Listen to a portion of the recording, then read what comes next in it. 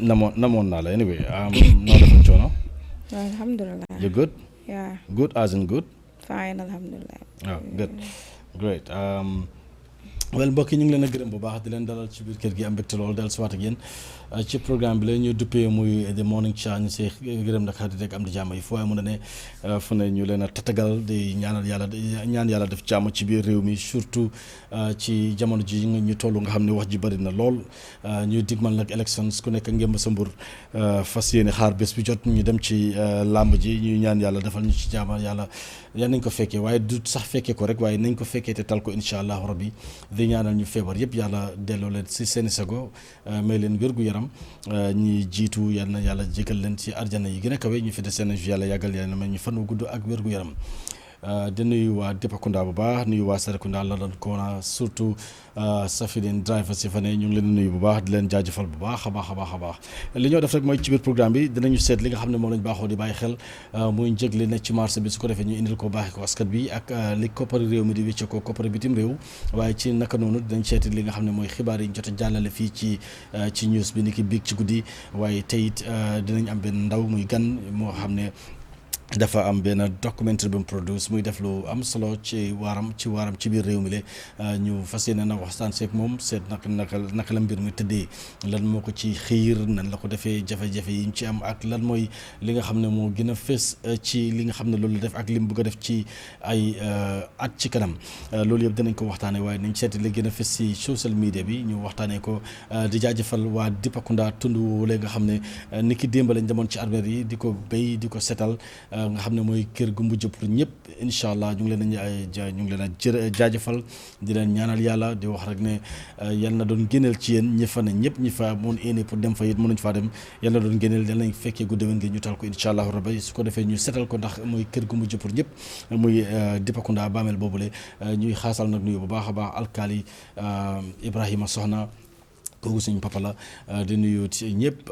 surtout mosque committee bi di central mosque committee di nuyu bu baax KM executive coordinator Karafa Singate di nuyu ñoom Lamine Gueye di nuyu Pa Senghor chairman di nuyu ñëpp foofule ci Dipakunda surtout suma papa muy Mouhamed Lamine Gueye di bëgg ci ñoom bu baax a baax li ñoo def mooy dañoo dem break bu ñu del suwaatee ñu seetli ci marché bi ñu waxee ko askan wi suñ bàyyi ci buñ bàyyi ko ci loolu nag ñu toftal si li nga xam ne moom la koppari réew mi di wécce ko koppari bitim réew fii ci programme bi la ñu duppee mooy de Morning Star jërë ngeen jëf coming back shortly.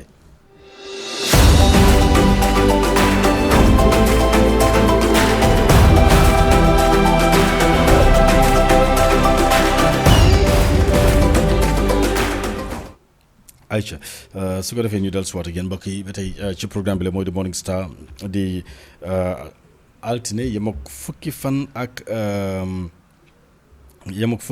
ci weer wi la ñu tollu weeri novembre 2025 kaddu gi di bàyyi ko fii ci Star TV fii ci OIC highway bi la ñoo def rek mooy ñu dem fële ci marché bi seet li fa ne ñu bàyyi ko askan bi ñu tàmbale ko ak American Black of Rice mi nga xam ne mu ngi toll ci $2,000 si li nga xam ne moom la ñu jot a bàyyi xel waaye njëg yi leen a jox ni du ñàkk nag nga dem ci beneen bërëb gis mu xala utee ak li nga xam ne moom la ñu leen a jox parce que ñun suñu bopp saa yu nañu wax ko ñu ngi ko nemmeeku ci marché yi li nga xam ne moom la ñu jot a dem parce que saako yi di nga gis kii jaay lii kii jaay léeg lépp dañ koy bàyyi xel kon mun naa am nag ku si sukkandiku ku ne di nga xam nan ngay waajalee sa bopp waaye itam mun naa indi ay mun ngaa dem gis beneen prix boobu mooy prix bi ñu laa jox waaye li ci gën a wóor mooy $2,000 si bile ku ko am di nga am American Black of Rice $2,000 saaku sadam mu toll ci $3,250 saaku barabara bi toll bi ci $2,500 saaku sukur toll ci $2,300 saaku liñoŋ toll ci $800 20 litre gallon bu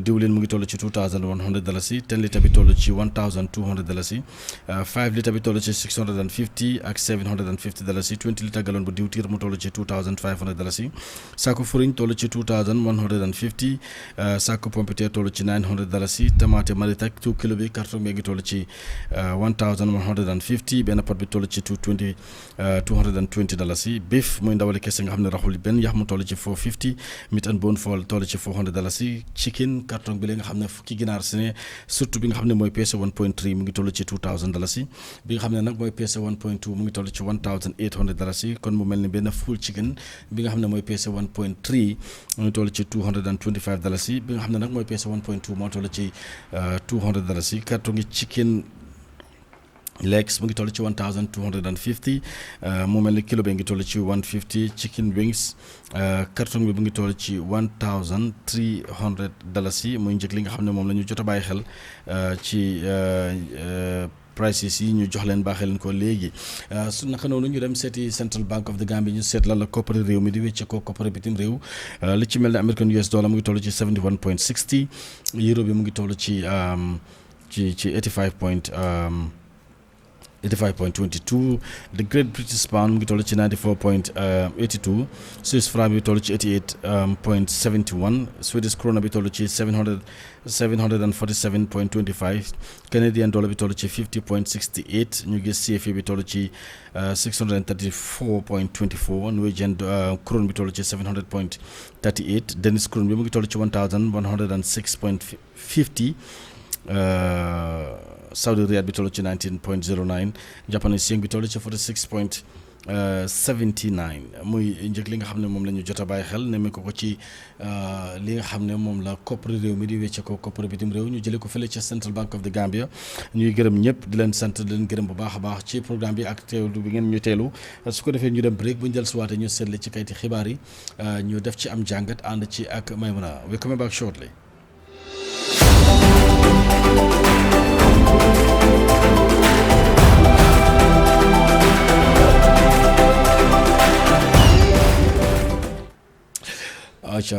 Welcome back. If you just joined us, this is coming to you live from Star TV. And of course, Maimuna, can you take us through? Thank you, Lipsy. Good morning once again, and welcome to the newspaper review segment. We have the Standard newspaper, the Voice newspaper, and that of the Point news, the Fourier newspaper rather. So going through the headlines on the Standard newspaper, we have Dabo warns chiefs Al Kalulu to be wary of a post-Barrow commission, where Barrow vows to electrify whole country as he inaugurates Hakalang roads. Dabo says Talib told him he was not going to contest in 2026 before making a U-turn. 2 oil tankers sailing on the Gambian flag with 1.5 million barrels of Russian oil stranded at the sea amid sanctions. Sonko calls for dissolution of Macky Sall's party. We have Gambia Navy intercepts about a boat carrying 180 migrants. We have Gambian Turkish Energy Company signs a 10 megawatts solar agreement in Guinea-Bissau. We have GMA, the registers 72 SIPs imposes moratorium. We have AfriCell amplifies community impact with new creative hub and learning center. On the Voice newspaper, we have Barrow inaugurates Hakalang Road. Dabo slams Barrow for wasteful spending over Hakalang Road inauguration. Tom Mbong Sedi fires back at Dabo, defends his legacy, his UDP legacy. We have AfriCell launches groundbreaking creative hub and learning center. We have a husband charged with striking wife with wood. Ahmadiyya dental surgery marks 53 years, promises more affordable service. We have rising payroll, Petroleum Ministry as Minister's Office leads 2026 budget growth. On the Fourier newspaper, we have former Janneh Commission lead counsel denies conflict of interest in appointment. Audit flags irregular payments in $275 million Independence Stadium rehabilitation. We have open letter to Gambians on the moral economy of political disclosure. New GAF spokesperson pledges openness media engagement. We have 58.3% of suspected Mpox cases in Gambia are male. Over 2,000 irregular migrants intercepted by Gambia Immigration Department. We have African diplomats attend China-Africa Cooperation Forum in Zhejiang. Those are the headlines we have on the Standard, the Point, and the Voice newspaper. Thank you. Yeah, so going through the story on the Standard newspaper. Sorry, we have Dabo warns chiefs Alkalu to be wary of a post-Barrow commission by Tabora Bojang of the Standard newspaper, following President Adam Barrow's declaration that all ministers, governors, chiefs and Alkalu will campaign for his re-election next year. UDP leader Usainu Dabo has cautioned traditional rulers against active involvement in partisan politics. He reminded them that there could be another commission of inquiry after Barrow exit power and that none of them would like to be paraded and shamed before the commission on live television for their children and grandchildren to witness. Speaking at a rally in Sokoto last week, President Barrow declared that all cabinet ministers, regional governors, Seifulu and Alkalu will participate in the election campaign for 2026. But speaking in a widely watched interview with iAfrica Television over the weekend, Dabo, a constitutional lawyer, condemned the president's declaration, calling it a violation of the law. He said it was unfortunate that Barrow, who condemned his predecessor, Yahya Jammeh, for involving chiefs, Alkalu and governors in his politics, is now singing from the same hymen sheet. Yes, the Alkalu and chiefs can support any party, but the president should not involve them in his election campaign. I have never had even former President Jammeh openly calling on Alkalu and chiefs to campaign for him, though he used to force them to take part in the campaign. How can Barrow, without fear or shame, come out today and justify something that he condemned and called dirty on the Jammeh? But this is why we need to remove this man from power. If not, he is going to be a dictator worse than Yahya Jammeh, he said. Dabo cautioned the traditional rulers, especially the chiefs, saying there was a particular chief who appeared before the TRRC over his actions during Jammeh's rule, and everyone saw what happened to him. I want all Alkalu and Seiful to be mindful, because there will be another commission in this country tomorrow, and none of you would like to face a commission and get shamed in the presence of your sons and daughters. Any chief or Alkalu who wants to vote for Adam Barrow can do so, but I am advising them against campaigning for him, he warned.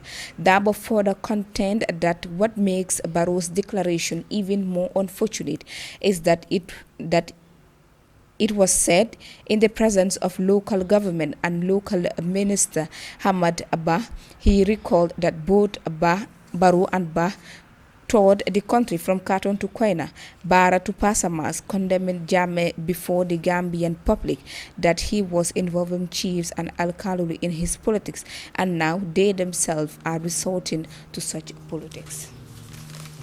Wow. Yes, but so many people reacted when the president made mention of such, to the extent that saying that order na Monica they sent a sobisi from is it China or elsewhere for the presidential election 2026.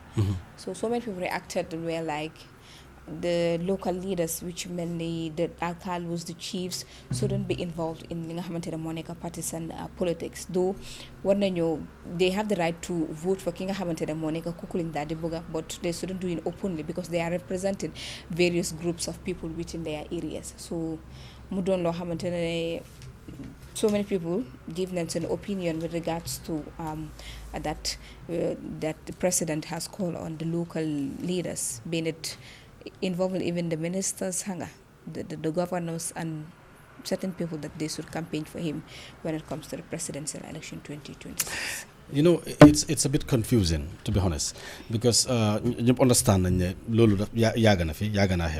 we are not saying that the four continue or it's right, but then you just said live here on Demba, and live here and you said ko. Muy incumbent be, muy opposition be. Most of these political parties, rallies, whatever, not only the incumbent. So, munuma understand all. Even opposition, in villages. Yes, they called them. They called Alkalos. Alkalos in your father nega. if su nekkee they are part of the opposition, I mean, I supporting the opposition, or even without that, because time is 2016 after the 2016 election. Time after the film, the parliamentary election after parliamentary election, time boobu no fallout bi amagut. Gis nañ alkaalo yi taxaw di wax, and then no one condemned them for doing that. No one condemns them for doing that. So mënuma understand, because moo tax dafa affaire bu yàgg la. Yes, lu fi yàgg la. Yeah. So léegi dañ participate. Waaw so léegi li ma jaaxal mooy lan moo tax ñu war ñu nekkul ne dafa threaten dafa comme time Jammeh dañ daa threaten or whatever yooyu noonu, but ndax mun nañoo face commission su fekkee ne kii ne nañ pour campagnal the president. No, That is my question here. Necessary. xëy na kay dañ moytu nañ xam lan la ñoo def ak yooyu noonu, but because of campagnal nga incumbent bi nga génn nga dem nga defi ndax loolu war naa tax ñu ko la génne la si wala si commission of inquiry pour laaj la lan moo tax nga génn pour ni final ko campagnal ko. loolu laa bëgg a xam ndax loolu mën naa nekk may mun a. I don't think that is necessary. Campaigning for a president mu tax ba nga appear before a commission. No. Maybe it has to do with maybe human rights violation. Okay. Because yeneen abuse yi nga defa abuse supposition and stuff like that. But just to campaign for the increment, or is it because Honorable Dabo is just trying to use the situation to counterattack what President Barrow has said, pour at least mu tax ñi dellu gannaaw pour ñu moytu ak whatever. Maybe it's just it is a strategy. Moo tax da ngaa gis ne with the issue of commission dafa sensitive, once nga wax ko nit ki dafa dellu gannaaw. Fooguloo ne loolu moo tax mu jékkee-jékki naan waa bëgg ñu oo leen si commission boo dafa nga génn nga campagne o président bi ñëw na sa biir dëkk obviously benn affaire tam moo fa nekk, because nañ waxtaan wax dëgg sela, because amul benn dëkk boo xam ne nii di nga dem président bi ñëw sa dëkk oote ba pare yow borom dëkk bi génnuloo. Even bu dee nekkuloo di support exactly foog nga génn dem as the village head you should be there to represent your people. exactly xam nga naka la mel rek tey dafa mel ni opposition bi suñ génnoon let's say the UDP ñu génn ñu dem si benn village alkaali bi bañ a génn ba pare di wax ne bu kenn génn dem lifin ko ak yooyu, kon mun nañoo wax alkaali bi noo amul benn right pour def loolu. understand mun nañoo taxaw ne alkaali bi amul benn right pour wax nit ñi buñ dem, oo amul benn right pour taxaw ne opposition bi duñ am meeting ci biir dëkkaan. amul benn right, alkaali bi amul benn right pour def loolu. but again alkaali bi ndax am na right tamit, ndax alkaali bi warut a génn, mooy li ma laa laaj, ndax warut a génn su président bi ñëwee su ko defee mu dem teeru ko tàccu ko waxal ko lu baax. loolu moom lu ko war la. foog ma ne dañ la oo ci commission of inquiry pour loolu. because of that. I don't think so. xam nga nag dañ toll ci time boo xam ne nii kenn ku ci nekk xam nga yar woo xam ne war nga ko mën a dóoree ca morom rek da nga koo jël teg. so moo tax ma ne ndax du daf ko jël pour counter attaque li président bi wax. because man fooguma ne loolu war naa tax ñu teg la ci diggi télé di la laaj lan moo taxoon nga génn campagnal ko ba pare moom si boppam ci biir waxam mooy any chief or alcalde who wants to vote for the president, yes, you can do so, but I am advising them against campaigning for him. foog naa loolu mooy issue bi right now pour campagne. xam na ne mën nañ koo sànni but pour campagne, but dafa am loo bu tere alcalde bi pour mu campagnal ko. foog ma ko de. I don't think so. If there is any man, I don't think so. Boy li ma wax la rek mooy xam naa benn alcalde du toog ci biir réew du toog ci ruxam président bi ñëw dëkkaam ba pare du génn. du ñëw ci rallye bi du ko waxal lu baax. te ñaareel nag nit su ñëwee wax lu baax ci nit ki da nga ne mu ngi ko campagnal. so moo tax fi ñëw nattee campagne bi dina ma xala jaaxal trop. xam naa ne alcalde bi du génn dem ci beneen dëkka di ko campagnal. alcalde bi fooguma ne dina génn oote rallye moom kenn rek pour campagnal ko. but su fekkee ne président bi dem na dëkkaam alkaali bi am na war naa génn dem ci mbooloo mi dalal gan yi waxtaanal nit ñi su ko xamalee lu baax mu wax ko. so su dee loolu am na ndax loolu dañ ko tuddee campagne. that is the question. That's not campaign. No, that's not campaign. Look, dalal sa gan rek la sa biir dëkk. Exactly. man ko dalal sa gan sa biir kër la. te su loolu amee léegi wax ci mooy ndax loolu rek mun naa tax ñu oo la leneen loo ci def abuse sa office am leneen loo xam ne def nga ko te dëppwut ak loi loo xam ne yow sa bopp sax xam nga ne lii dëppwut ak loi maa tey la. waaw loolu kay mun na laa tax nga dem wala jël alali waaw pasare ko wala jël loo xam ne nii dëkk bee ko moom ci boppam jël ko jox ko ngir affaire yaama neex ak yooyu noonu alal gi waroon a dem si VDC bi nga foxati ko seen loxo ba pare jël ko defal terale ko président wala def nangam ñu question la pour some of these things but ñëw sa biir dëkk nga waxtaan ak nit ñi génn a campagnal wax leen ko su fekkee yow doy comme que mun nga koo sànnil te doy nga li tax nga war koo mën a sànnil mooy daf la doy soo gisee li moo def ci réew mi lu baax la te moom mooy jubale réew mi kanam sañ ngaa war a mën a taxaw ci podium on si campagne rally tout seene fi mu ñu jëmalee baax na war ngeen ko mën a support dafa mel ni soo taxawee rek ne liñ jot a gis doyuñu Mr Président gën a la góorgóorlu parce que defaguloo fi dara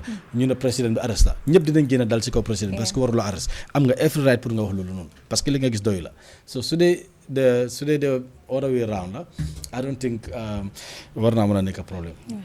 That shouldn't be an issue. Yeah. Yes. We move to the next one, which says Barrow vows to electrify whole country as he inaugurates Hakalang routes by Amadou Jadama. President Adama Barrow on Saturday presided over the inauguration of the newly constructed 84.5-kilometer Nyomi Hakalang Loop and secondary routes. He said his government is spearheading unprecedented development in the Gambia, including provision of universal electricity access to all towns and villages in the country by the end of 2026. The Hakalang routes links Bunyadu and Kuntaya via Chilajurunku with connections to Albreda, Fas Omar Saho, Bangali and Bafuluto.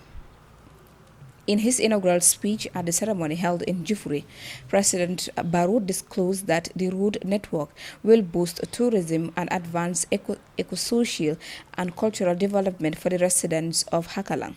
We are gathered today to celebrate another major event in our national development program, the successful completion of the historic Hakalang Road project and its connecting routes.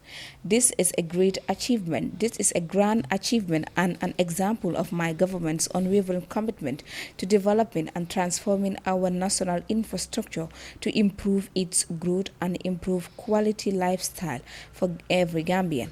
For decades on end, the residents of North Bank region, particularly those in Upper Nyomi and nearby district, have to endure the brutal hardship of isolation and limited access to important social services due to bad roads. He added.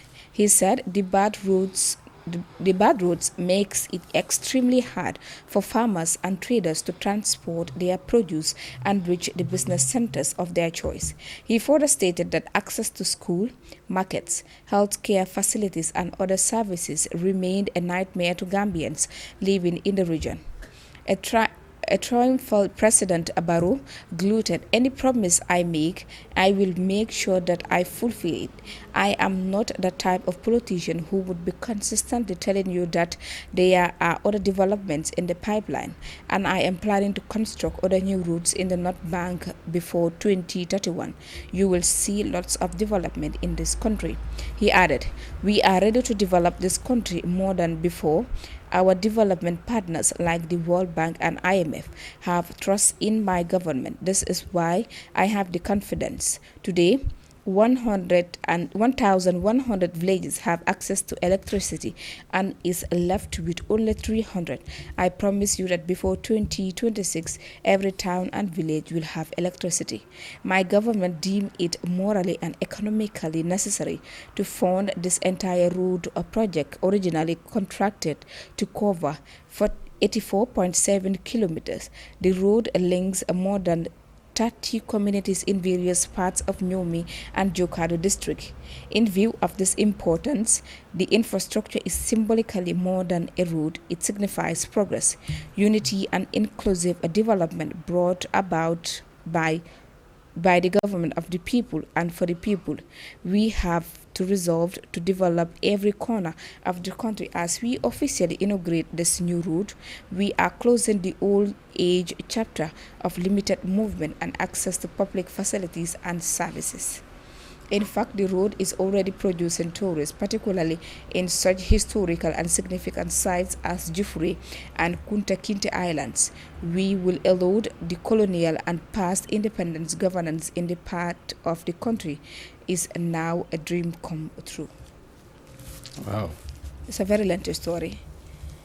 Yes, Anyway. but it has to do with the inauguration of the Hakalang Road and also the electrification of some of the villages. Lower Nyobi, Upper Lower Nyobi, Nyobi, Upper Nyobi, and and other parts of Jokado. the country, yes. Last week, foog naa ñu ngi doon waxtaanee affaire yoon bi. maa la doon ne if you applied that road now, di nga understand that definitely there is a development for the people of Upper Nyobi, Lower Nyobi, Upper Nyobi, and Jokado, because yoon bi ni mel. But leena maa ngi doon seetaan programme bi. liñ ko may ci ay nag pour mu añee ko wala mu réere ko man moo ma jaaxal xaw ma ndax nag yi des nañ parce que léegi-léegi ma dégg farmers association fa nangam jox nañ la nag ñu ne nga añee ko nangam association jox nañ la nag ñu ne nga añee ko ñeneen ne nag nga réere ko ba pare ba dégg si sax 60 litres of milk ak cere gaa yi dañ kontaan. amuloon na maam. ma ne ko gaa yi dañ kontaan macha allah amuloon na maam nga laajal ma fan la cere fan la def cere bi. xanaa nga xool ko. li nga ko mën ci nag moom bari na. voilà ma ne ko gaa yi dañ kontaan macha allah. xam nga soo bébét pour am tali bi. exactly xam nga soo seetee soo bàyyi xel fan yi la ci biir programme yi maa ngi laa expliqué ne la yoon bi dafa liggéey bi dafa yàgg.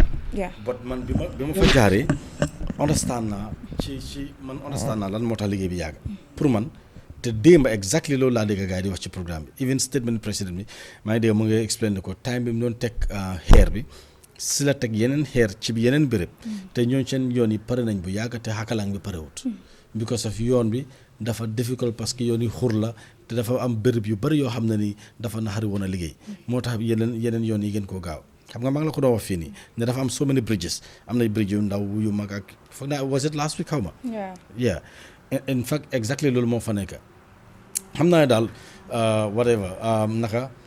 whatever it is waa Hakalang lii it's very good because of yoon boobu ni meloon dafa garaaw especially soo waree jógee si cat bi ne da ngaa dem si beneen cat bi dem ba fële fa Jufure te mu doon it's a place bi nga xamante ne most of the time tourist yi dañ fa dee nekku tourist yi kese si within dëkk bi sax ñu bëri fi dañ dee bëgg a àgga dëkk yu mag ñoo fa nekk laa dañ dee bëgg a àgga fi nga xamante ne moo nekk Albreda because of nga island bi but due to yoon bi nu mu fa nekk woon people find it very difficult pour mun a gis ne mun nañoo travel but now that yoon bi inaugurate nañ ko defar nañ ko dafa gën a yombala dem ka ñëw bi béykat yi nga xamante ne ñoo fa nekk tamit access pour mun a gis ne mun nañoo jaay seen produce yi ak jigéen yi nga xamante ne ñoo fa nekk access to xam nga health facilities yi tamit dafa gën a jàppale gaay because soo amut yoon bu baax rek you find it very difficult pour mun a gis ne sa day to day activities yi mun nga ko am def especially during the rainy season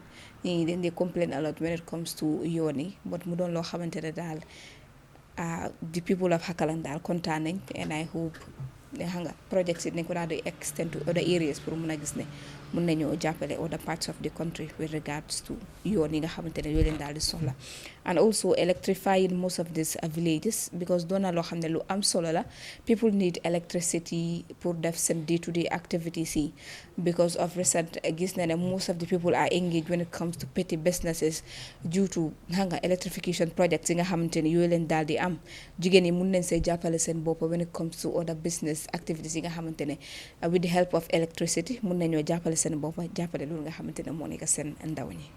non loolu moom am na si solo trop parce que xam nga ñaareel kii gën a d'accord ci wax ji sax mooy koo xam ne ni miin na area bi miin na ko tukki na fa dem na ko gis na jaar na ci diggante boobu imaginal time boobu noonu benn tali bi rek la woon jógee ñoomi dem ba Jokkaadu ba léegi di nga mën a branch jógee Upper Nyomi jaaree noonu dem boori ci la jurunku jaar noonu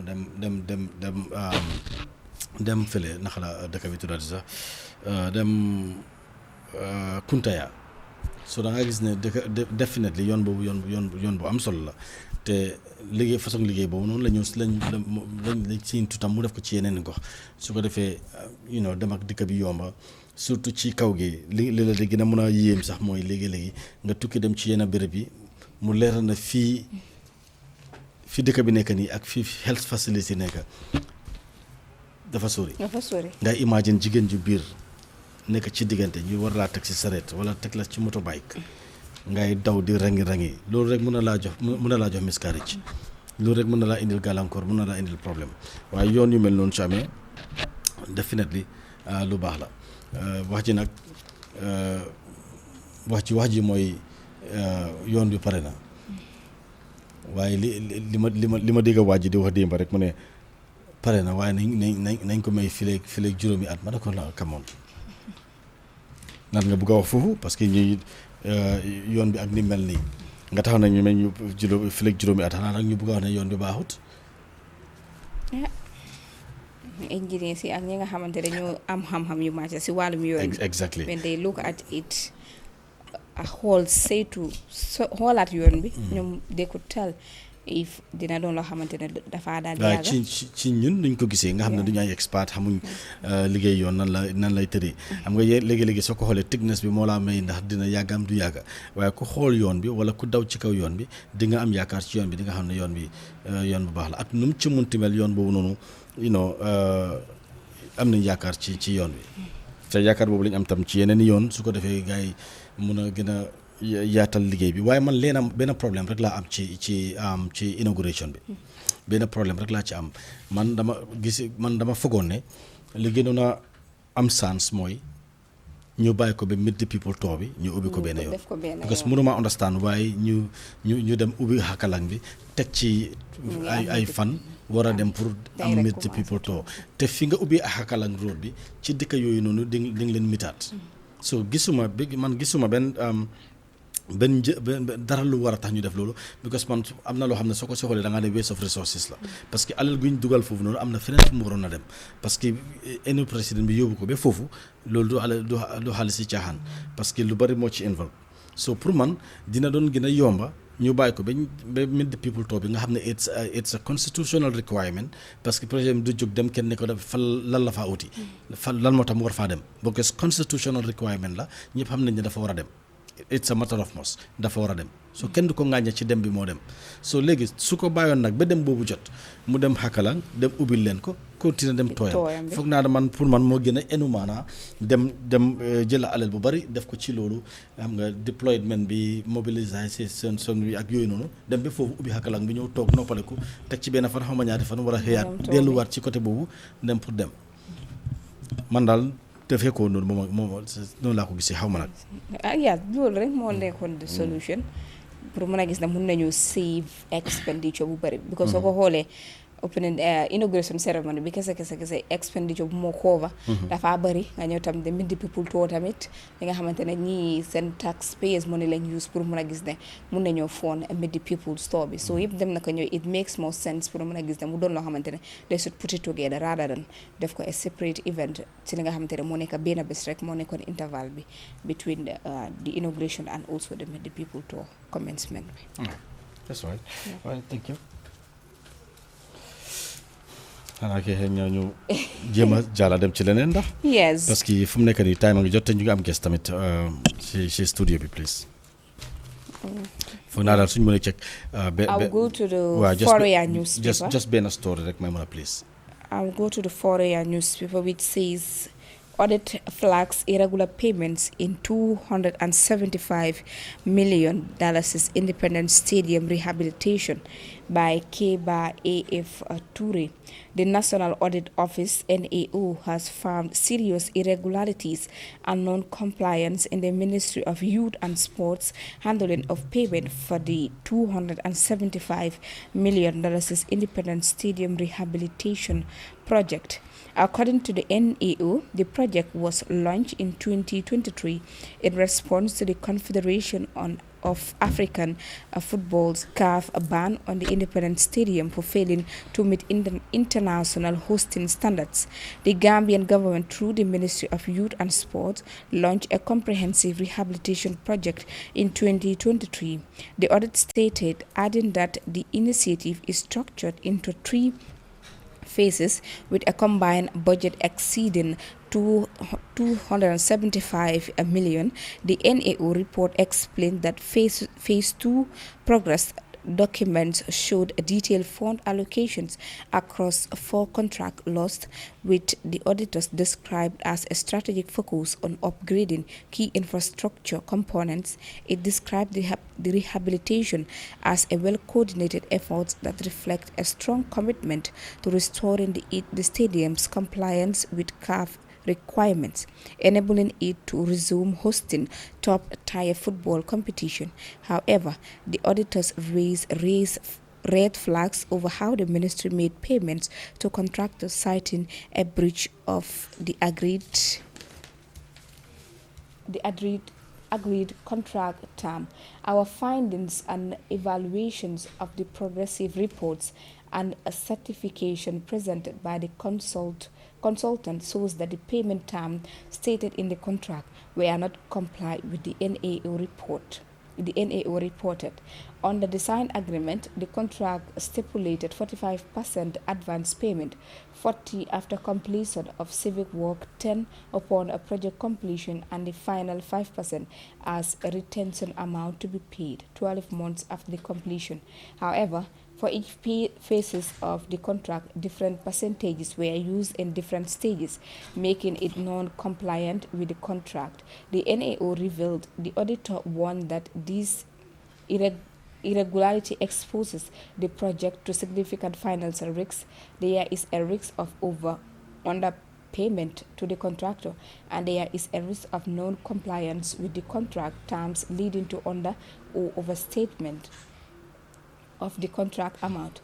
The report stated the NAO recommended that management should ensure that reconciliation are made against the contract terms. In its response, the Ministry of Youth and Sport defended its actions, citing the role of a government subcommittee in alerting the payment structure. Management explained that the division from the original payment plan was due to the Cabinet Subcommittee on Youth and Sport recommendation to remove the contingency amount to be stand-alone, which affected the payment mode from milestone to progressive payment from both GFTM. The ministry insisted that the payment for the second phase of the project followed the contract terms. The payment modes in terms of percentages are as follows: 45, 40, 10, 5%. However, the third payment was 10 and not 15.93 as stated in the query, the management stated. But the auditors were not convinced. The NAO said the ministry failed to provide supporting documents for the Cabinet Subcommittee's decision. The subcommittee meeting minutes and approval of the removal of the contingency is not provided, and in conclusion, the finding remains unresolved, the NAO concluded. It's all right. That should be the last one, I guess. See, I'm enough time. Then so most of the stories are repeated. These are just repeated stories. Let's just take a look at few stories from our news bulletin last night, and then after we talked to Momar, and then because we have so many things to look at as well. Well, if you just joined us, this is the Morning Star. We can go straight and then take a look at the stories. Parce que amuñ enough time, and then dama bëgg ñu cover almost yi nga xamne yoy lañ am yépp. What we will do is let's go straight and take a look at some of the news stories.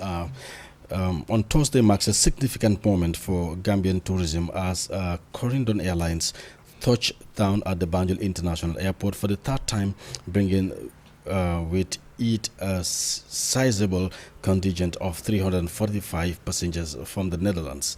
Modubaji has the rest of that story.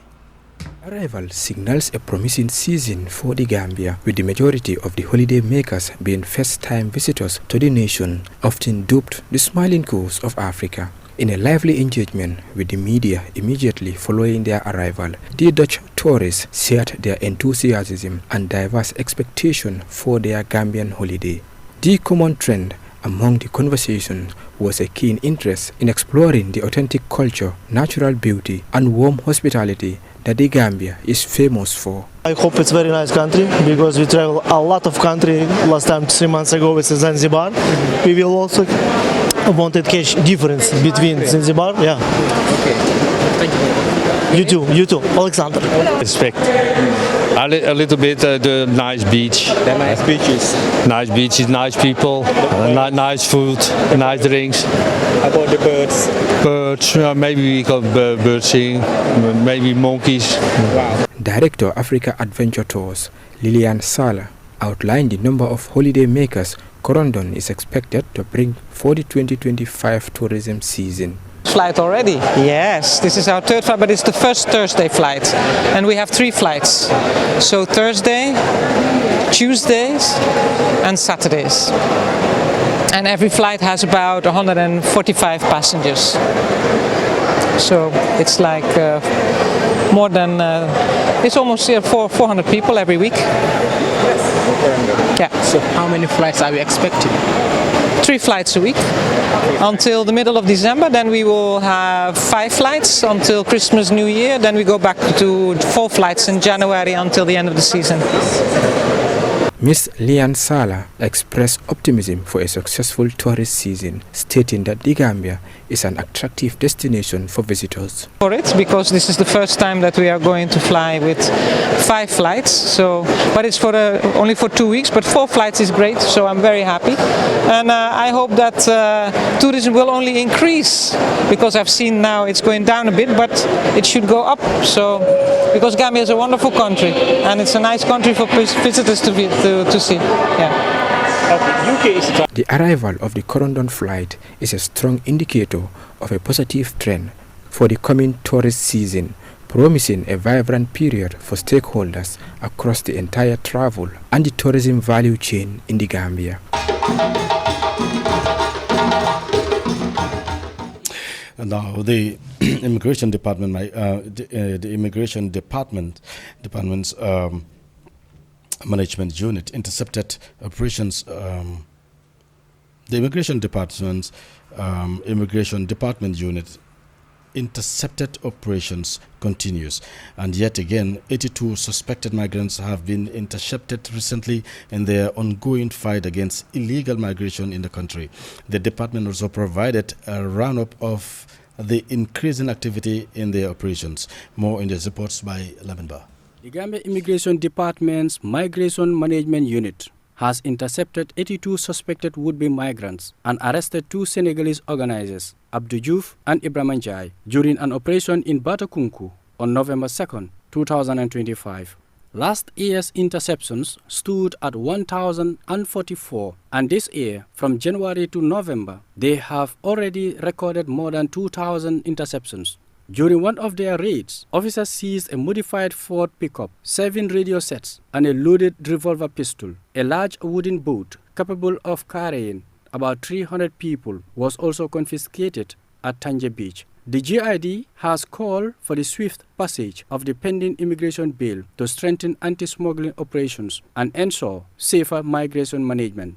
According to the Gambia Immigration Department PRO, a vehicle loaded with fuel meant for the migrants' boat was also intercepted. Public Relations Officer Siman Low noted that the first case was registered on November 2nd at Barra by the North Bank unit. Among those intercepted was a woman who was 2 weeks pregnant. Our first migration case that we had intercepted occurred in Barra on the 2nd of October 2025.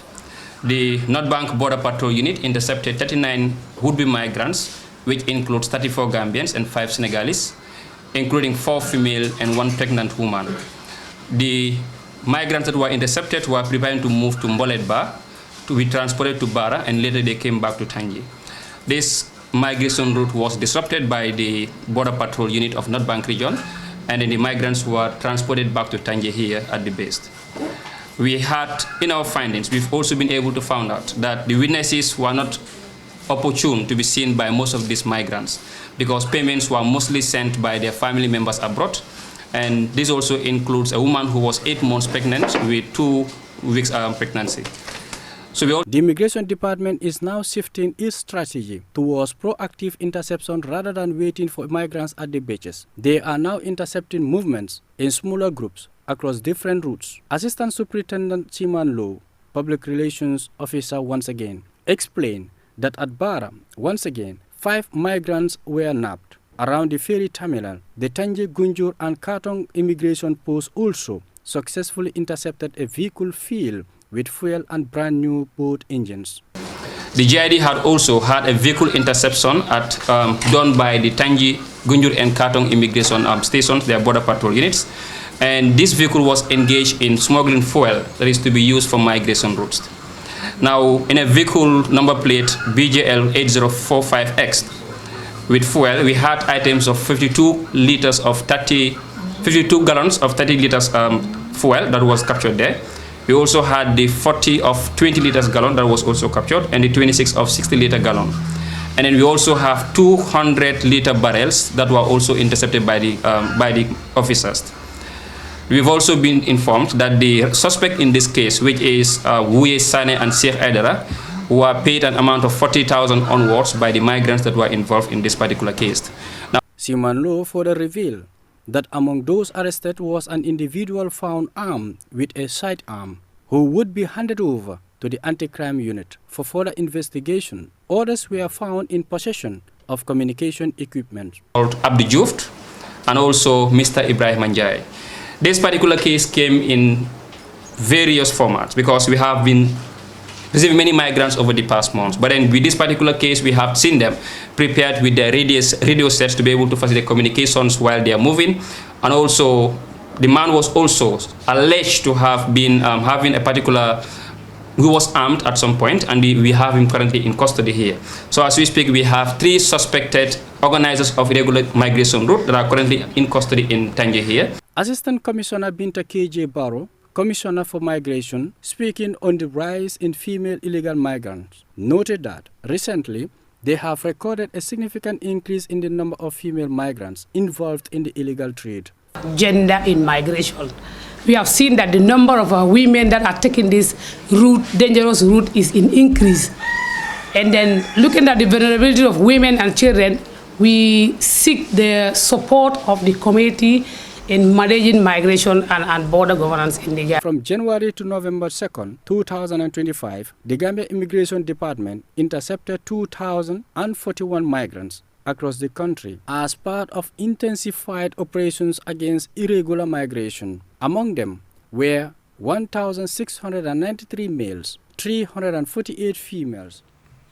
And now finally, the National People's Party, the NPP, received a significant boost to its grassroots support this Wednesday evening as the Boko Halat Women Association, comprising a large and political divisive membership, officially defected to the governing ruling party. Modulaman Baji has the rest of that story.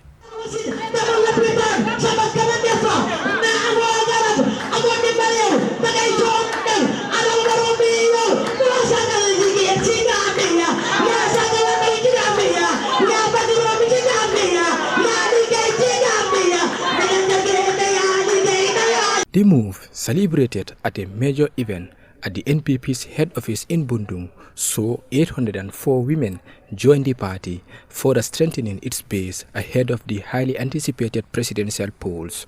The event was graced by several cabinet ministers and the entire NPP top brass, underscoring the importance the party places on the new recruit. Ajaratu Sukai Jalo, head of the Boko Halat Women Association, described their decision to join the NPP as one that requires patience to take. She used the occasion to applaud Mai Balde of the NPP and all party officials who supported them in actualizing their desire to cross carpet to the ruling party. Ajaratu Sukai promised to attract more women to the NPP before the end of the year, signaling a dedicated effort to grow the association's impact within the new political home. With the distinguished joint guests, on behalf of my team, we are here to unite with one mission, to support the leadership and contribute to the progress of our beloved nation.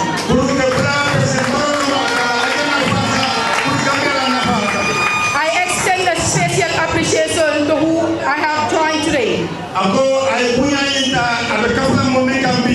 Moving from political parties, your decision reflects. In a major political shift, Aja Fantambalo, a former chairperson of the Coalition of Progressive Gambians, and a former member of the prominent pressure group 3 Years Jotna, also publicly endorsed President Adama Barrow.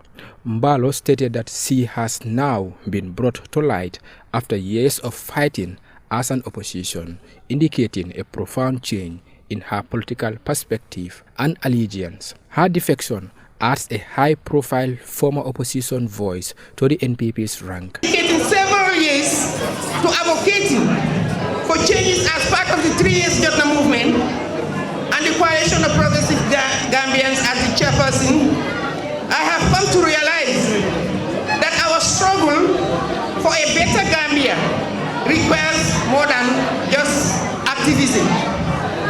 It demands active participation in shaping the system that governs us. As I transition from activism to public service, I want to assure that my commitment to the ideas of justice, equality, and progress remains unwavering.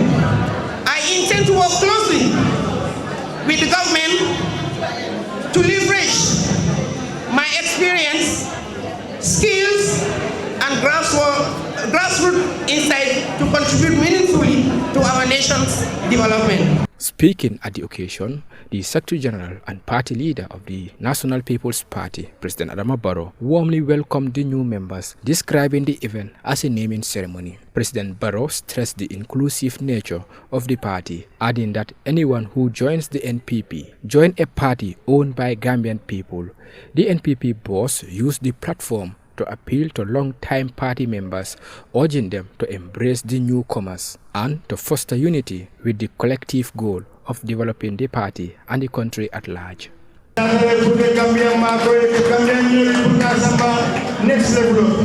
ñun nag duñ noppaleku guddi ak bëccëg liggéeyi Gambia rek lañ nekka te mboolem ku nga xam ne yow da nga bëgg a ñëw pour ñu bokka di liggéey Gambia yow mu ngi mel ni yow ñun ak yow ñoo bokkandee ak baay mu ngi mel ni ñun ñoo bokka jubluwaay mu ngi mel ni ñun ñoo bokka gis-gis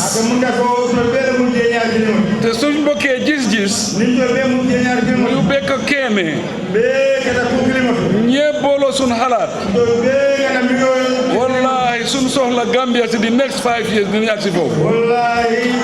Looking towards the future, Barrow emphasized the institutional strength of the party. He declared that the NPP is an institutionalized party, adding that after his tenure, someone else will take over the mantle of leadership.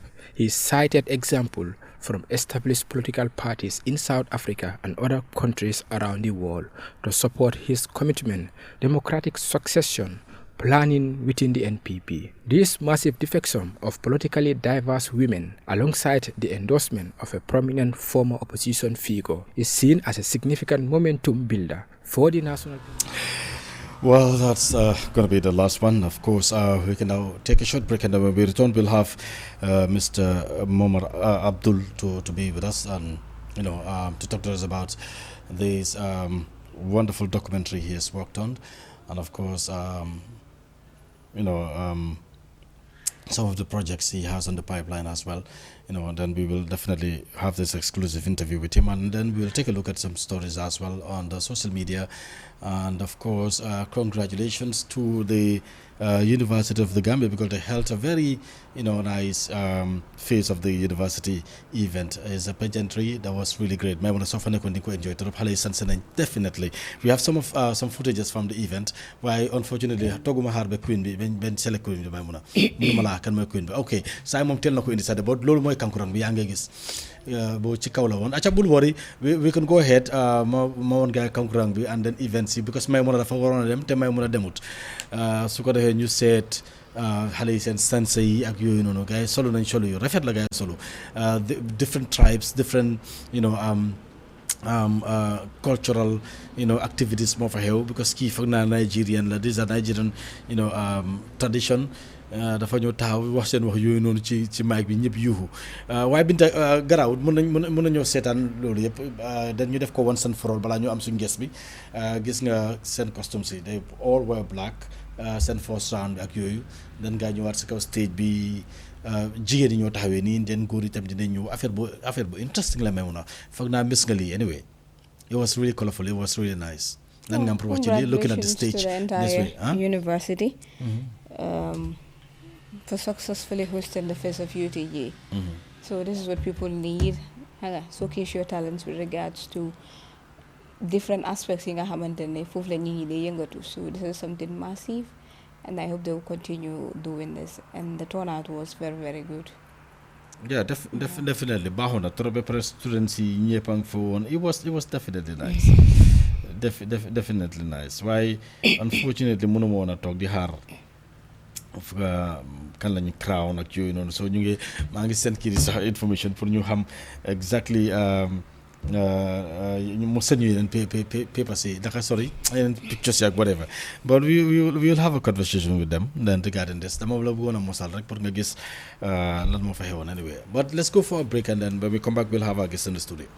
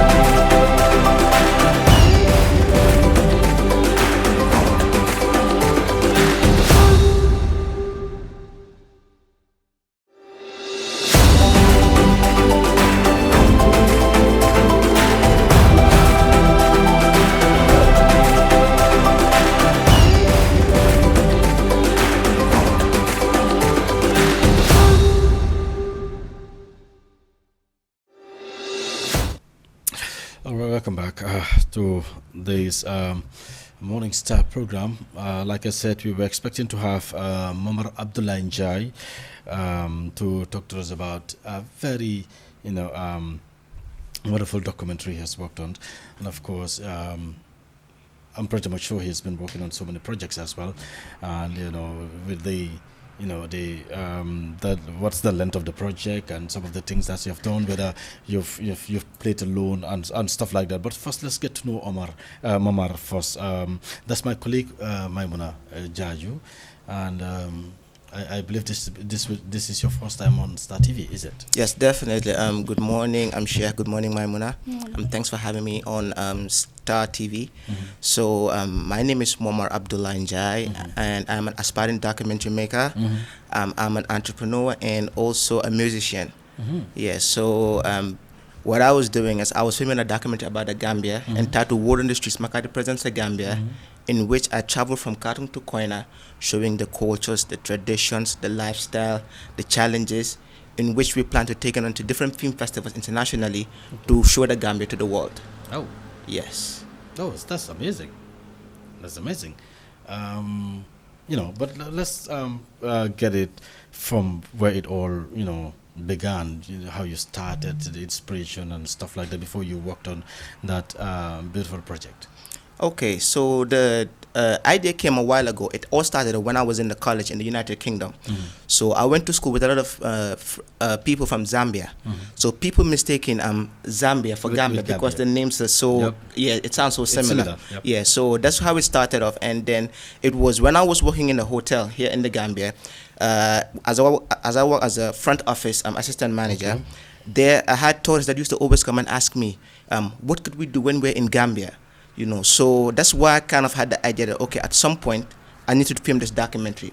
So I made it my obligation to film this documentary, you know, showing them all of these questions they ask, to have it right in front of their eyes when they get to the Gambia. So that's how it all started, you know. And the last part of it was basically I used to see documentaries that were made about the Gambia by non-Gambians, which kind of like puts Gambia down. I don't know whether you've seen the 90-day fiancé visa. I don't know whether you've seen that recently. So I said, I'm going to make a documentary that's positive, you know, that just doesn't only show the traditions, but the cultures, the tribe, the music, the lifestyle, and everything there's to know about the Gambia, and take it to international film festivals. Oh, that's amazing. I want us to talk more about that, but first, there was the project that we've got this documentary. I just want us to watch the documentary and then come back so that we can continue the discussion. Control room, can you please show us that documentary, please?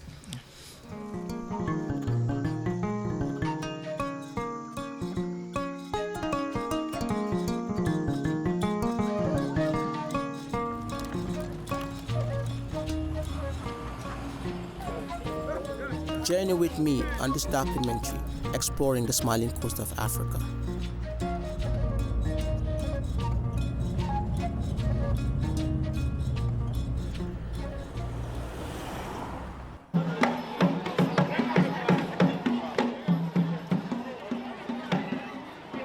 Together, we'll explore the vibrant cultures,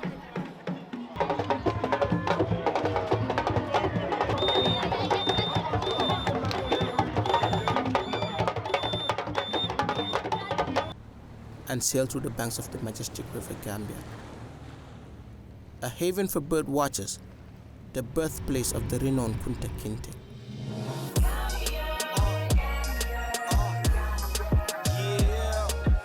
On the map, yeah, we lay in the west. We all hustle, so we one of the best. We work so hard, so we never rest. So we thank you, God, for really keeping us blessed. Discover a nation steeped in history.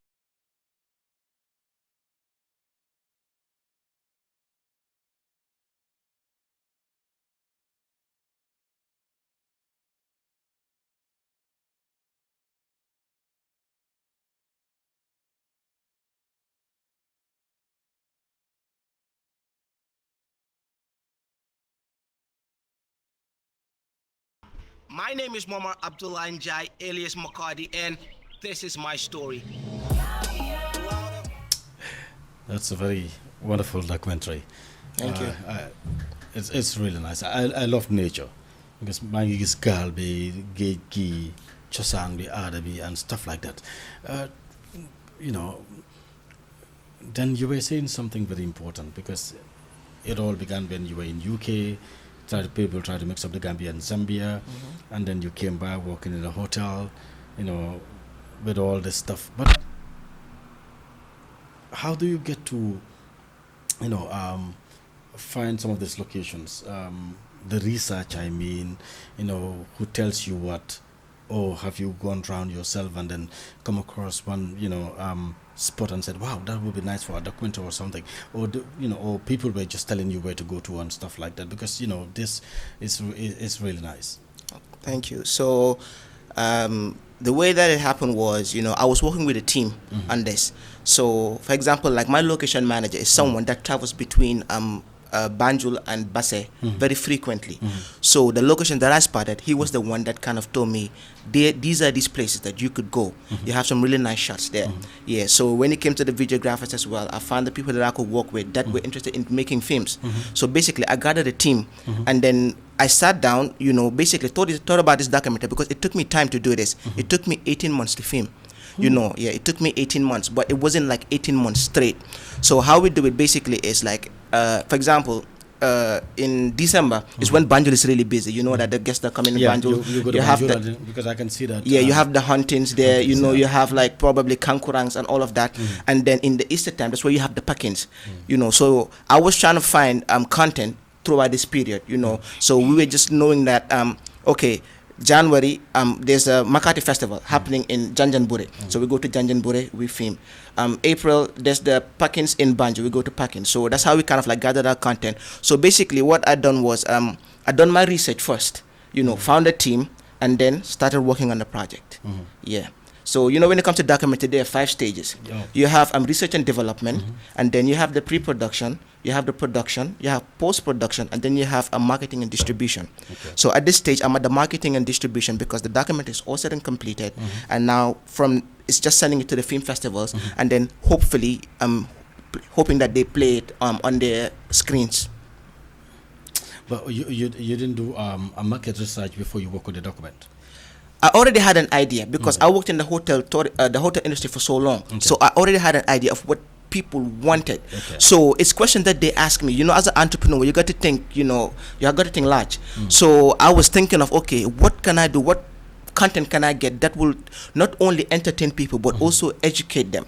So that's how I kind of like filmed this project, and then I knew exactly what I wanted before I even started. So it was a matter of just getting the content and then make sure I piece it up like properly. So yeah. Maimuna, I have a question. Maimuna, it has to do with the documentary. So what do you hope to get from is it the film festival you mentioned about it? Yeah. That you want to show it out there. So what do we aim to get from there? So film festivals are when you do movies and documentaries, as the highest place that it can get to. You have the maximum exposure because you have different people or filmmakers from around the world that kind of meet up at these places. So when your documentary gets to the film festival and it's screened, what happens is basically people can watch it and then probably start even coming to Gambia, because there's so much to Gambia than the sandy beaches. Because tourism, okay, people believe that Gambia is all about the beaches, but there's so much more to Gambia than the sandy beaches. I believe Gambia has traditions, it has cultures, you know. So we want to decentralize everything. So when tourists come, they just don't stay in these Komba areas. They also travel to Makati, travel to Basse, because there's so much to see. I mean, for example, Bansang got one of the most beautiful landscapes you could find. You know, when you go to Makati, it's an island, they have fresh water, and you got the Wasu, the stone circles.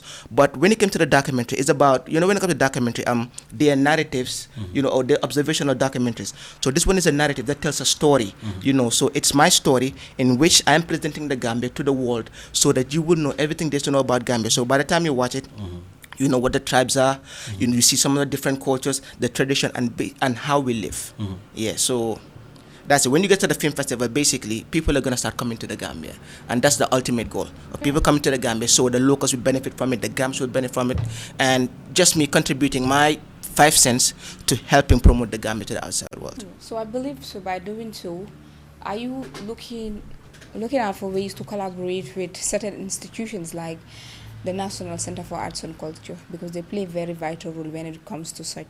So are you looking forward to collaborating with them in order to make things easier for you? Yes, so when I was filming this documentary, I approached the Minister of Tourism, I approached the Gambia Tourism Board, I approached the NCAC and the Gambia Hotel Association to either do a collaboration or an association, you know, for the documentary. But at the time that I visited them, which was last year, unfortunately, they said that they were not in a position to help support my project.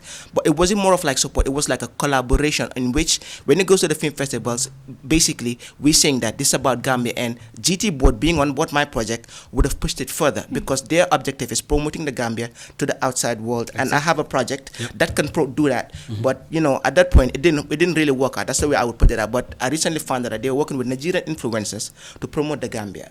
You know, which was a bit shocking to me, because I'm a Gambian. I mean, a Nigerian influencer definitely, I mean, can do the short-term goal of doing it for 2 weeks, 3 weeks, but this project is going to be out probably for the next 18 months, because film festivals takes time. No, Yeah. even if he's gonna do it for a long time, for a longer period and stuff like that, you cannot compare that with giving the opportunity to a Gambian, a fellow Gambian like you, because sometimes that's the kind of problem we have, because people believe, they don't, some artists, entrepreneurs, and even film producers, some of them, this is what they will tell you, that they are not getting the support that they need from people that should support them.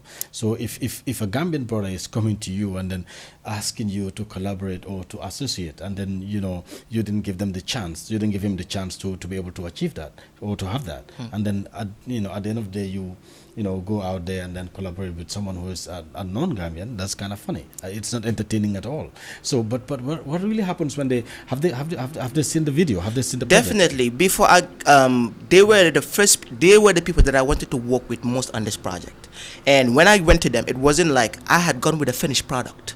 Just telling them, this is easy, I've already done all of the job already. What we could do is we could do a collaboration or association.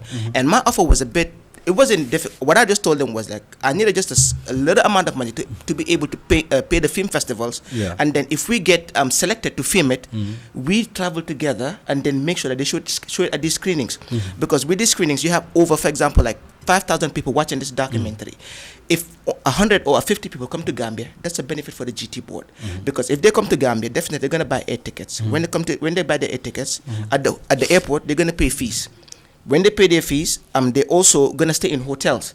Taxi drivers are going to benefit from it. I mean, restaurants are going to benefit from it. So I also had my fair share, and apart from the GT board, I also approached 100 businesses here in the Gambia, private businesses, and I offered them what we call like the paid partnerships. So the paid partnership, what it was like, what we do is we kind of like put for example, let's say you have a real estate company. So what we do is we would film part of your real estate and then make it part of the project. We're going to give you placements. So basically, we're giving you advertising on it, but it's going to be indirect. But 100 businesses to turn me down. So I just had to be resilient and just believe in what I was doing and just push forward with the project. Yeah, so I fetched all of that. I'm filming this documentary, but at the end of the day, I mean, it's completed, and I'm just happy that, it's all done. That's crazy. For now, it's disappointing anyway. Yeah. Why that's it on the video after being pare? When I went, okay, buma deme Gambia Tourism Board, ma yobul len video bi, there was a dama njëkk a dem si minister bi last July, Minister of Tourism, who was very helpful, you know what I'm saying. Within a couple of days, he wrote to the NCAC. NCAC wrote to the Gambia Tourism Board. I went to Gambia Tourism Board, I think it was last October. But it's like the information, when it gets passed down, it gets filtered along the way. So, buma deme fini, Gambia Tourism Board, so the people that were supposed to look at the project were not in town at that point. So when they came, we had a meeting. When we had a meeting, comme numa la ko waxe rek, gaay gis nañ video bi. So bu gaay gisee video bi, and they were like, yeah, definitely it looks good. Can you do us a proposal? So I wrote a proposal. For almost like 2 months plus. Okay. Maa ngi xaar. So bu ma amutee results, benn de la ewe ne ma ne man dama dem si director bi si boppam seet ndax comme mun na mo seet video bii nii xam nga na dina dem, but then after nga def loolu waaw so dem naa si director bi at that point, so the one in charge ma toog ak moom, but this was not the director. So bu mu ko seetee, they just wrote back to me and told me, you know what, we're not in a position to support your project. And I'm just like, at this point, I couldn't do much about it. So I just had to proceed and just make sure that my documentary was completed. And then I just finally registered it with the Copyright Office on the 25th of October. Yeah, so that's when I got my copyright sorted. Yeah. So how about the ministry? What I understand with it is the minister kind of like has to work with the Gambia Tourism Board. Okay. So it was a chain work between the Minister of Tourism, the NCAC, and the Gambia Tourism Board. But the Gambia Tourism Board are responsible for that brand. The minister done his part, as in writing to them very promptly. Okay. But the response from the GT Board which was horrible, So it was like, it took me months, because the person in charge, when I asked him that I'd done a proposal, he was not even aware that the proposal was there. I was waiting for almost 2 months. Wow. And then my project was basically just lying on the shelves and dusty, So these are the things we face. And then they bëgg a wax Gambian, okay, ndaw yi bëgguñ liggéey, ndaw yi nii. Man dama nekk ndaw boo xam ne nii comme production is very expensive. It is. Yeah, it's super expensive. So comme dama def li ma def yëpp ba pare ma ñëw, it was on a silver plate. Okay, def naa lii yëpp, mën nañu def ne dañ am collaboration and association towards this project. It na ngeen yokkal ma fa la ngeen fa bëgg a yokk, ñu seet naka lañ ko balancer, because dama bëggoon mu nekk a reality documentary. Wow. So but it didn't happen, but it is what it is. Yeah. Mamana, that's very disappointing. Yeah, it's very disappointing. Sometimes people ñii dañ dee bëgg a liggéey but at the end of the day support bi nga xamante ne boobu nga soxla moom la jot am daf dee doon loo xamante ne daf la dee kale soo doon nit koo xamante ne óoluloo sa bopp o bëgguloo proceed with it you find it very hard pour mun a gis na mun ngaa progress because most of them dañuy wax ne ndaw yi bëggu ñëw yëngatu si li nga xamante ne moo nekk liggéey but at the end of the day if you engage with them waxtaan ak gaay most of the things yu ñu la dee wax it's very disappointing to realize ne dundee bëgg a jàppale gaay with regards to reach seen potentials ak li nga xamante ne moo nekk seen dreams because I think if this project su successfully dafa doon loo xamante ne du pour moom kese la it will be out there for the Gambia so I hope so xam nga autorité relevant authorities yi war nañoo génne pour mun a gis ne mun nañoo jàppale gars yi so yow lan nga foog loolu la ñu war a def pour mun a gis ne mun nañoo gën a jàppale li nga xamante ne moo nekk ndaw ñi dafa des si ndaw tamit sa fil boo nekk di def su dee ñun suñ fil bu ñu nekk ni is film and media production comme for exemple lu nekk dafa am lu ñu dee war a da nga war a am foundation bu dëgër si loolu noonu Gambia fii lu mu bon war nañu am like a art school like boo xam ne dafa def basically film media ak performing arts yi nga xam ne nii because da ngaa gis ne léegi si àdduna bi content creation can bring a lot of income to the content creators si seen boppa so I'm like a art school because back in the day I remember growing up maa ngi gis Sénégal am na ñu daan jógee ba Japan dem ba Sénégal pour jàngal fii ci naka la tuddaati sénégalais seen bala fii ci yooyu noonu so Gambia tamit waroon nañu am institution boo xam ne nii dafa focus on media and art you know dance and anything to do with art ñoo xam ne nii comme ñenn ñi drawing la moo nekka ñenn ñi painting la moo nekka because ku nekka am na sa skill fu mu nekka so foundation boobu noonu si man moo gën a important ñu am loolu noonu fii nii su ko defee comme ñu mën a am better production because soo seetee Sénégal comme seen production quality seetal seen théâtre yi ak yooyu noonu nga compare ko ak Gambie fi ñu luñ dee génne o suñu luñ dee génne fi da nga mën a gis ne big difference mu fa but they made an investment early so that investment is paying off so nekko si loolu rek but dañ war a am that strong investment foundation boobu noonu su ko defee affaire yi mën a dem si kanam daal man suma xalaat loolu la. Yeah, when you talk of investment, it's very important because most of these fields dafa require a whole lot of expenditure. But man su suma gis my own perspective dama gis ne Gambian bi they find it very hard pour mun a gis ne mun nañoo invest when it comes to their projects. Sometimes you work on a whole project you find it hard pour nga am sponsors.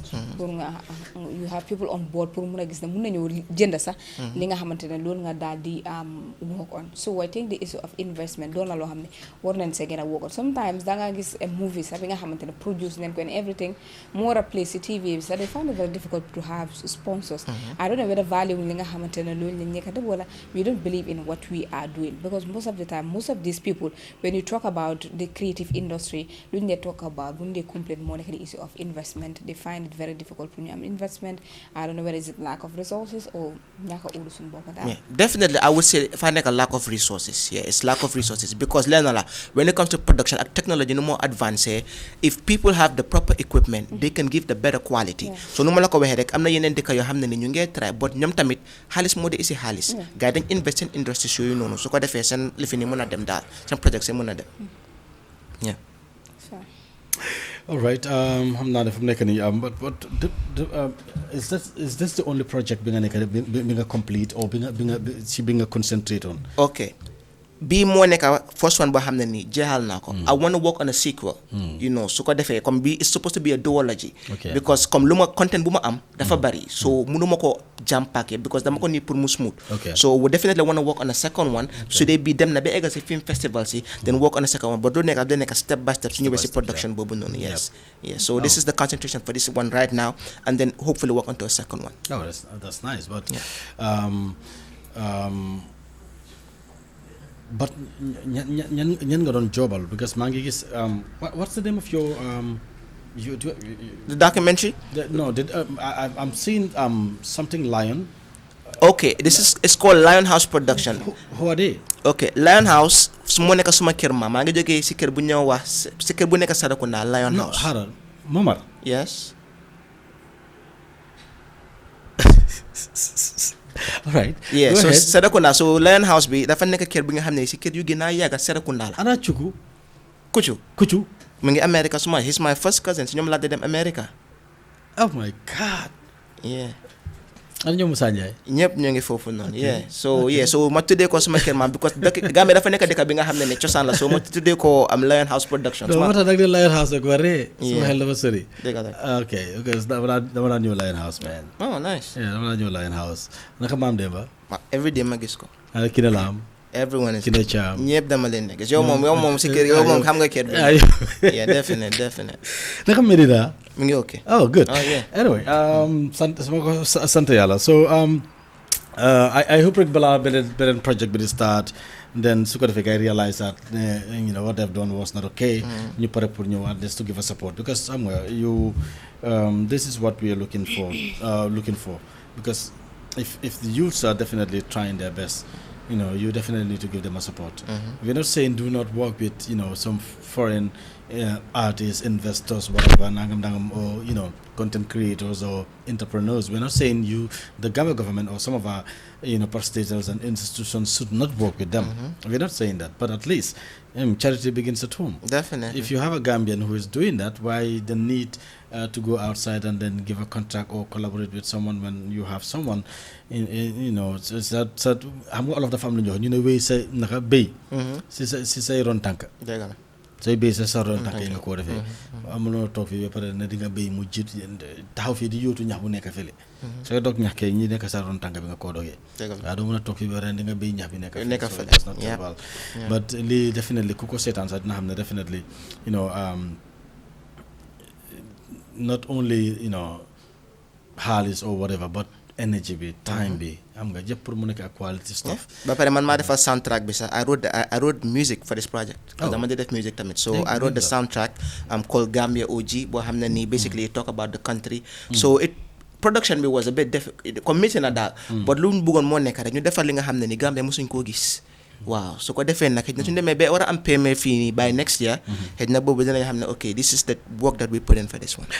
Oh, thank you very much. I believe that nañ la amaat anyway because time jot na dafa am lañu bëgg a check balaa ñoo tàggatoo lan nga bëgg a tàggatoo daal. So ñu ngi leen di gërëm ñëpp ñu nekk di seetaan on Star TV on the Morning Star, di leen wax ne rek pour ngeen ñoo support through Facebook, Instagram, TikTok and YouTube. Like suñ YouTube page bi soo duggee nga def Makadi di nga gis suñ project si foofu noonu, and then di leen gërëm ñu nekk di seetaan rek ak di thank Star to having us here because daf day important tamit ngeen ne mën a isi ndaw ñu mën a wax comme yéen suñ jaar yi foofu noonu daal, so it's a great opportunity being on this platform. Oh, thank you so much. Jërëjëf soo demee nuyul ma waa Lion House bu baax a baax. yaa ngi baax is it? Man Kootu laa ne. yaa ngi Kootu. ok may mun a xam nga kii gaynde la de. si kër gaynde gi la jógee. fa la cosaanoo. ndeysaan dama fanaan ñëw nag long time ago time bi paa bi mu ngi dundaat. dañ daan ñëw léegi-léegi toog si saalam mi foofu noonu waxtaan time mu ngi gën a mag xam nga. kër gi miinoon naa ko bu baax a baax. dama ko miin bu baax am na ñoo xam ne su ma xelagee dem si maa ngi fàttaliku sax maa ngi try pour fàttaliku yeneen lim si pour mun laa laaj. anyway but we wish you the very best of luck. yàlla na àgg ci fi nga ko séntu. su ko defee yeneen project topp si bu baax a baax Momar because yow moom definitely liggéey bu mucc ayib nga ci def ñu ngi laa gërëm bu baax waaye li ñoo def rek mooy mbokk yi dañoo dem foog naa may mun a because time dafa jot because up next ñu ngi am the marketplace and then of course ñu bàyyi Momar mu tàggatoo then ñu seet benn bu ndaw rek leen la ñoo seet rek su ko defee ñu tàggatoo thank you so much. Let's go for a break and come back.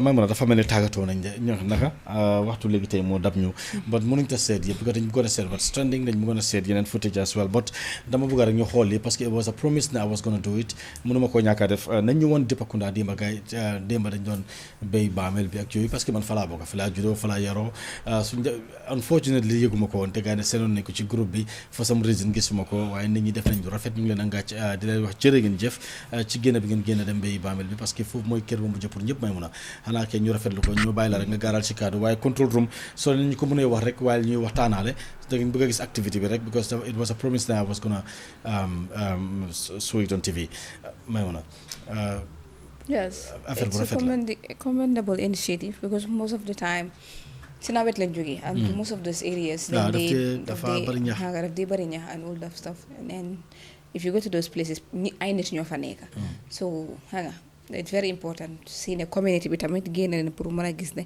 mun nañu dem clean foofu it's a final resting place for each and every one of us so mu doon loo xamante ne daal war nañ see gën a bàyyi suñu xel xam nga si nit yi nga xamante ne ñoo fa dee daal di nekk because soo ko xoolee it's their final resting place te nit ku nekk tamit yaa ngi xaar li nga xamante ne moo nekk sa bés so kudos to the people of Dipakunda and soo xoolee tam soo demee to most communities dañ ko dee def weer nawet bi su jeexee dañ dee dem xam nga clean dañ ko dee clean so mu doon loo xamante soo si lifi ne di nga si am li nga xamante ne moo nekk tiyaabu bu bëri ak bokk ak gars yi li nga xamante ne moo nekk ñaanal nit yi nga xamante ne ñoo fa nekk ak aji jiitu yëpp xam nga soo gisee ma ne neex bi xam nga lan moo ci nekk gis nga ñun time boobu loolu li ma laa wax lii lu yàgg la time boobu ñu ngi nekk ay boy lañ daan yàkkamti sax mu happen because ewu fajar bi moo ñu ci daan neex da ngaa dem julli ji fajar doo dem tëddaat sax doo def dara da ngaa ñëw straight ci jumaa bi fajar boobu noonu mu ngi seeda xam nga time boobu la daan gën a seeda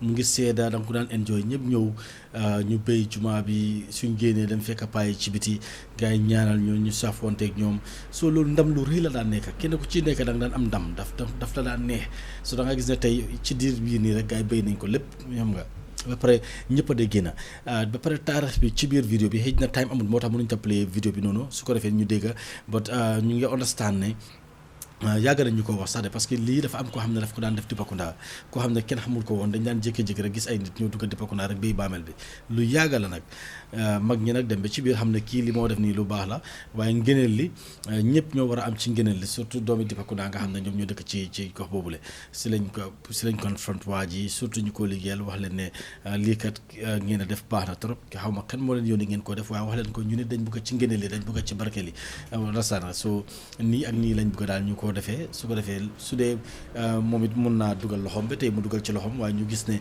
nañ ko def loo xam ne daal ñëpp dinañ ci dugal seen loxo su ko defee ñëpp am ci tiyaabo bi ak yooyu ci lañ ko tàmbali nag ñëpp di ko defandoor Dipakunda ñëpp di génn si ñuy béy baamel bi te fii ay kilifa dëgga ñoo fi tëdda ci baamel bi baamel boo xam ne la ñi fi tëdda ñëpp ñi ci bëri ay góor yàlla lañ laa mën a wax parce que ay borom xam-xam dëgga ñoo tëdda ci baamel bi le Jakunda paa bi alaaji ja xaw ma naka maa ngi fàtte paa bi fii lañ ko suul Kadi Umar Ceyte mi nga dégg muy imam boo xam ne ni turam foo ko natt ci réew mi ak fu ne àgg na ko ci réew mi fii la tëdda ba naka kii Bamatar Jeyte fii lañ ko tëddal even Kourou Cissé ci baamel bii la tëdda keneen ak keneen ay tur yoo xam ne ni tur yu sori ci réew mi la tur yu ñëpp ràññee ci baamel bii lañ tëdda ñoo xam ne ni wax dëgg neex yàlla defal nañ seen réew lu nekk ñëpp ci bërëb bii lañ leen denca so kon mu mel ni ak yeneen i bërëb yëpp ñuy nekk ci biir réew mi nit ñi dañ di génn di seetal baamel yi parce que ci nawet dañ nekk te nawet bi jeex na daanaka jeex na sax laay mën a wax baamel yi dafa bëri ñax fu mu nekk te du neex ngeen a dem di jéggi ñax yooyu di dem ci yenn jëru xëy yooyu noonu ci biir pour jëm faa suul ak yooyu waaye suñ ko cleané def ko comme ni mel ni dina neex a dem dina ñemee dem sax laay wax afta parce que di nga xam fan ngaa dem fan ngay teg sa tànk waaye foofu la ñoo tàggatoo may mën a ñu ngi laa jaajëfal parce que ñi dañ bu ko def setup baax na ñuy jaajëfal gaay képp ku nga xam ne mu doon seetaan The Morning Star jox leen dig daje ba ëllëg incha allah enjoy the rest of our programme jërëjëf thank you so much jërë ngeen jëf ñu tàggatoo yéen ba ëllëg incha allah jërë ngeen jëf bye bye